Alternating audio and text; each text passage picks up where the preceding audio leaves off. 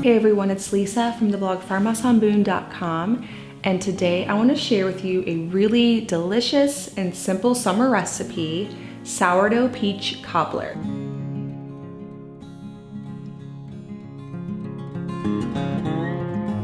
So if you follow my blog, my YouTube channel, you know how into my sourdough starter I am. I use it for so many things in my kitchen to ferment grains, make a delicious product that just has a depth of flavor that regular flour products don't have, but also the added health benefit of reducing phytic acid in grains. You can visit more if you're brand new to sourdough starter and why we love it in our home, how to make one, on my blog, farmhouseonboone.com. If you click in the main navigation on sourdough recipes, I have everything there, so many recipes for you to try. Now, this recipe was inspired by a recent trip with my kids to the local peach orchard, and we just had so many delicious peaches that I knew I had to make something with it.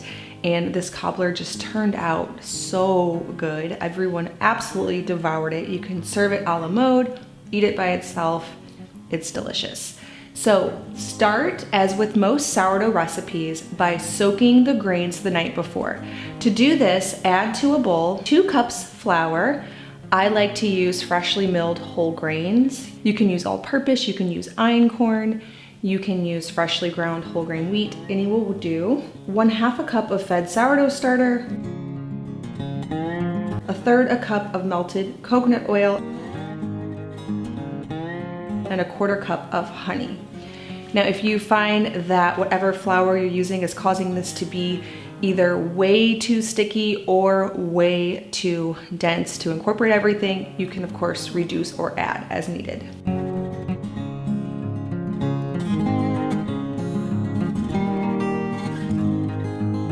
All right, the next day, take out your soaked grain portion of this recipe.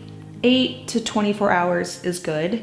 If you're very sensitive to gluten, you might want to go the full 24. If you don't have a problem, you're just trying to get a little bit of that sourdough health benefit and flavor, 8 will be sufficient. Add a teaspoon of baking powder, a teaspoon of baking soda, 1/4 teaspoon of cinnamon, 1/2 teaspoon of salt, 1/2 cup of cream,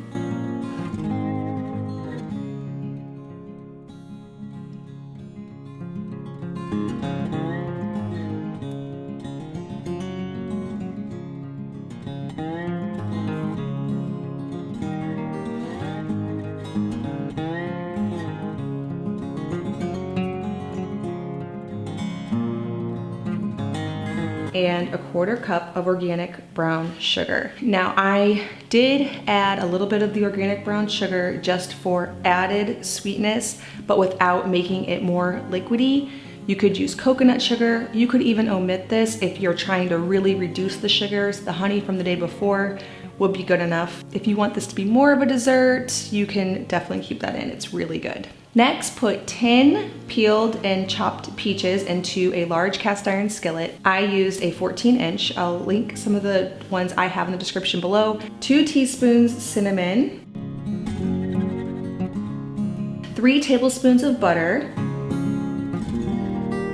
and 2 tablespoons of flour. Again, you can use all-purpose, whole grain, or some einkorn, any will do. 1/3 cup of either maple syrup, honey, or brown sugar. Mix those all up and put that in the oven at 350 degrees for about 10 minutes until the butter's all melted, while you get working on the biscuits the rest of the way. Put your biscuit dough out onto a lightly floured surface and roll it out or pat it out with your hands, however you prefer to do it. Me, I like to use my hands in the kitchen. They're the most underrated kitchen tool. Make sure they're clean. To about 1/2 inch thickness. Now, you can use a biscuit cutter.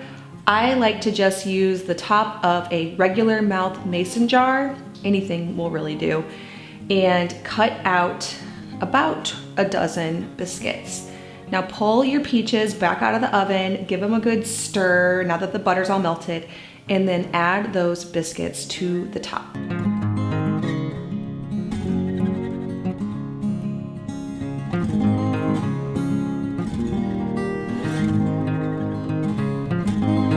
Put them back in the oven at 350 degrees and bake for 20 minutes. Pull it out, let it rest for a while, and you can serve a la mode if you're going for a really delicious dessert. That's what we did. One of my favorite ice cream recipes is just to take 2 cups of cream, 1 cup of milk, 2/3 of a cup of sugar, and 6 egg yolks. Put it in a blender. I don't like to heat up my milk to dissolve the sugar because I use raw milk and cream and I don't want to damage that. So I just put it through a blender and then put it in my ice cream maker for about 30 minutes. It is the best ice cream. It tastes exactly like store-bought, the expensive ice cream. Even after you freeze it a while, that really high cream content makes it so delicious and creamy. And then just serve it up. I promise you, your family will devour this extremely quickly and hopefully save some for maybe the next day, but I doubt it if you have as many kids as me. If you want the printable version of this recipe, I'll leave a link in the description below to the blog post that corresponds with this, or if you just want to save it to your Pinterest board for later, or something that you want to make later, maybe make a sourdough board on Pinterest.